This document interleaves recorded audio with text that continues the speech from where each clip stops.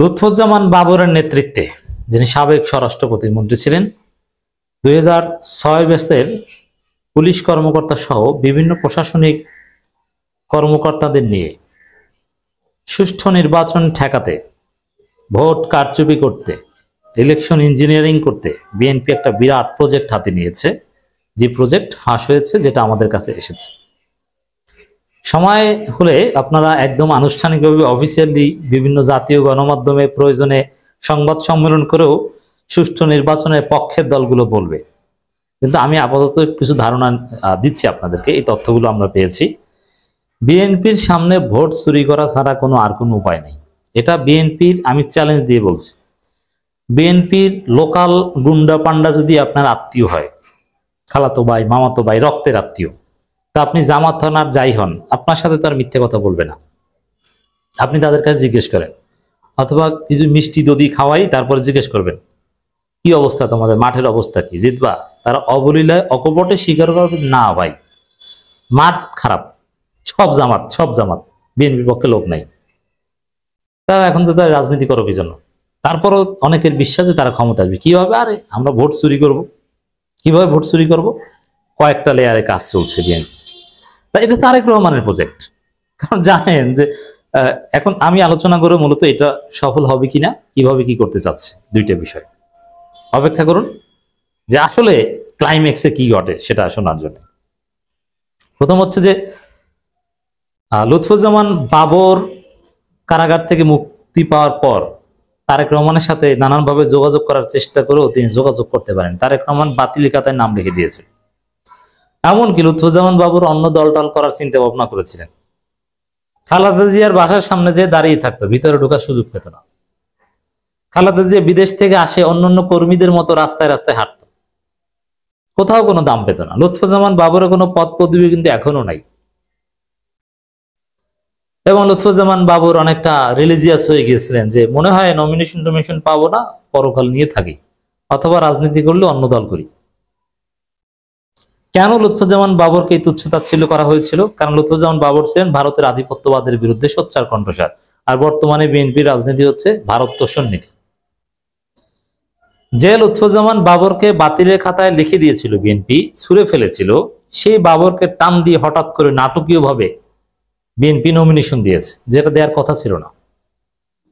বাবরের আসনে বিএনপির অন্য হেভিওয়েট ক্যান্ডিডেট ছিল, কিন্তু তারপরও বাবরকে নমিনেশন দেওয়া হয়েছে। কেন? ইলেকশন ইঞ্জিনিয়ারিং করার জন্য। কারণ পুলিশে সবচাইতে বেশি অবৈধ দলীয় নিয়োগ হয়েছে বাবরের হাত ধরে। এমনকি এতটাই, বাবর নিজের কথা আমার কাছে প্রমাণ, একদম বাবর সাহেব কারাগারে বসে যার কাছে, যে শিবির নেতার কাছে বলেছেন, সেই শিবির নেতা আমার কাছে বলেছে এবং প্রমাণ আছে। পুলিশে চাকরি করতে মিনিমাম যে পরিমাণ হাইট লাগে, কিশোরগঞ্জের লোক সেই পরিমাণ হাইট নাই। এখন মাপের সময় এসপি বা যারা আছে এরা ফোন দিয়েছে বাবরকে যে স্যার আপনি যে লোককে পাঠিয়েছেন এর তো হাইটই শর্ট করে, আধা ইঞ্চি। বলছে আধা ইঞ্চি আমারটা কেটে নিয়ে যাও। এর মানে কি? ওইসব হাইট টিট বাদ, নিয়োগ দাও। মিনিমাম রিকোয়ারমেন্টস, হাইট মেলে না, সে পুলিশে চাকরি এসআই বানিয়ে দিয়েছে। এই হচ্ছে বিএনপির রাজনীতি। এটা বাবর করেছেন, এটা অন্য কেউ পারেনি। এবং বাবর জেলের মধ্যে বসে খুব আক্ষেপ করেছিলেন, আমি যাদেরকে এইভাবে চাকরি দিয়েছি তারা আমাকে পিটায়, তারা বিএনপি ছাত্রদল বেশি পিটিয়েছে, কারণ তাদের চাকরিটা অবৈধ। চাকরি বাঁচানোর জন্য তারা বড় আওয়ামী লীগের সেজেছে। তা বাবর এই ভয়ানক কাজ করেছেন, নিয়োগ প্রক্রিয়াটাকে একদম দুর্নীতিগ্রস্ত করে দিয়েছেন। আর পুলিশের এসপি বিএনপির আমলে নিয়োগ পেত বগুড়া আইজুল হক কলেজ থেকে। এর মানে এগুলো সব ভুয়া নিয়োগ, মেধার ভিত্তিতে নিয়োগ বিএনপি দিত না। নিয়োগ প্রক্রিয়ায় বিএনপির চাইতে আওয়ামী লীগ 1000 গুণ স্বচ্ছ ছিল। আওয়ামী লীগও নিয়োগ দুর্নীতি করত, সেটা 2-4-5%। যেমন বিসিএস এর 95 থেকে 98% ফেয়ার হতো পুরো আওয়ামী লীগ আমলে। হয়তো 2-4% ওই কয়েকটা পুলিশ ক্যাডার ম্যাটার 2 নম্বরই করতো, বাকিগুলো সব ফেয়ার হতো। It's true. অনেক শিবিরের লোকজন মামলায় জেল খাটা শিবিরের লোকজনের অ্যাডমিন ক্যাডার সব বিভিন্ন ক্যাডারে চাকরি, শিক্ষা ক্যাডারের তো অভাব নেই। মানে ফেয়ার হয়েছে বলেই হয়েছে। ব্যাংক ট্যাঙ্ক সব নিয়োগ ফেয়ার ছিল বিভিন্ন জায়গায়। এনএসআই ডিএডি বা এই টাইপ কিছু কিছু পোস্ট মোস্ট 2 নম্বরই করা হতো আওয়ামী লীগের আমলে, আর বিএনপিতে সবকিছু ছিল 2 নম্বরই। এগুলো কার হাত ধরে হয়েছে? বেসিক্যালি লুৎফুজ্জামান বাবরের হাত ধরে হয়েছে। যে বাবরকে ছুঁড়ে ফেলে দিয়েছিল বিএনপি, সেই বাবরকে টান দিয়ে নমিনেশন দিয়েছে এই কারণে যে যেহেতু বাবরের হাত ধরে 2006 সালে, 5 সালে, 4 সালে অনেক শত শত হাজার হাজার পুলিশের এসআই হয়েছে, তারা এখন আছে, তারা কেউ ওসি হিসেবে দায়িত্ব পালন করছেন, কেউ অমুক তমুক এই সেই নানান কিছু। তো এই বাবরকে টান দিয়ে এনেছে, বাবর তোমাকে ছুঁড়ে ফেলে দিলাম, তোমাকে আবার টান দিয়েছি, তুমি যাদেরকে চাকরি দিয়েছিলে তাদের সাথে কানেকশন লাগাও। তারপরে কিভাবে ইলেকশন ইঞ্জিনিয়ারিং করা যায় সেটা করো। এটা আবার মাঠ পর্যায়ে বিএনপির অনেকে জেনে গিয়েছে কি, যে পুলিশ তোমাদের কিছু বলবে না, প্রথমে জামাত যেসব জায়গায় দুর্বল সেই সব জায়গায় জামাতের এজেন্টকে বের করে দেবা, ভোট কেন্দ্র থেকে বের করে দিয়ে ইচ্ছা মতো সিল মারবা, আর ভোটের আগের দিন জামাতের লোকজনকে, সাধারণ জনগণকে ভয় দেখাবো তারা যেন ভোট কেন্দ্রে না যায়। পুলিশ কিছু না বললে সেনাবাহিনী আর কয়জন, ওগুলো কিছু বলবে না, আর যে বেশি বলবে টাকা পয়সা দিয়ে নানান ভাবে ম্যানেজ করে আমরা ভোট চুরি করে নিয়ে যাব। এটা হচ্ছে বিএনপি প্ল্যান। এখন এই যে ভোট চুরিতে সহায়তা করতে তো পুলিশের হেল্প লাগবে, আর পুলিশের হেল্প পাওয়ার জন্য বাবর, লুৎফুজ্জামান বাবরের নেতৃত্বে বিশেষ করে 2006 ব্যাচের পুলিশ কর্মকর্তাদের দফায় দফায় মিটিং চলছে, যোগাযোগ করছে। এই হচ্ছে খবর। বিএনপি চায় এটা, সুষ্ঠু নির্বাচন ঠেকাতে, ভোট কারচুপি করতে এটা করছে, বুঝতে পারছেন? কিন্তু মজার বিষয়, এগুলো পারবে না। কেন পারবে না জানেন? এটা 2024 সালে 5 আগস্ট পরবর্তী বাংলাদেশ, এটা হাসিনার বাংলাদেশ না। জনগণ পুলিশকে হত্যা করে ফ্লাইওভারের সাথে ঝুলিয়ে রেখেছিল।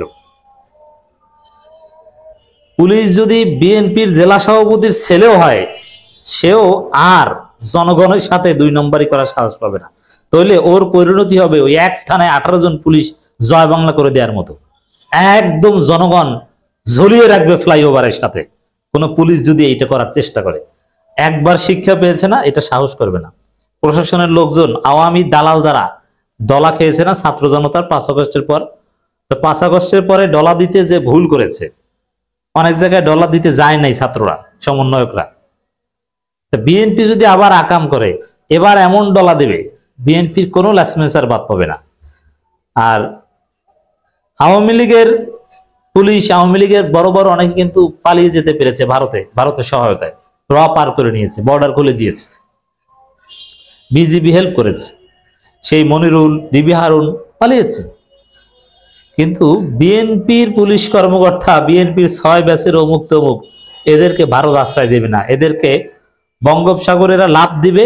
আর ছেলেপান তো এখন যথেষ্ট স্মার্ট, পানিতে লাভ দিয়ে ওদেরকে ধরে এনে তারপরে উপরে উঠিয়ে প্যান্ট খুলে তারপরে পেটাবে, তারপরে গাছের সাথে ঝুলিয়ে রাখবে। সমুদ্রে লাভ দিতে হবে না, নদীতে লাভ দেবে না, নদীর পাশে তার ফ্লাইওভার নাই, গাছের সাথে ঝুলিয়ে রাখবে। অতএব কশ্চিন কালো আর একটা বিপ্লব দরকার হলে বিপ্লব হবে, তারপরও বিএনপি ভোট চুরি করতে পারবে না।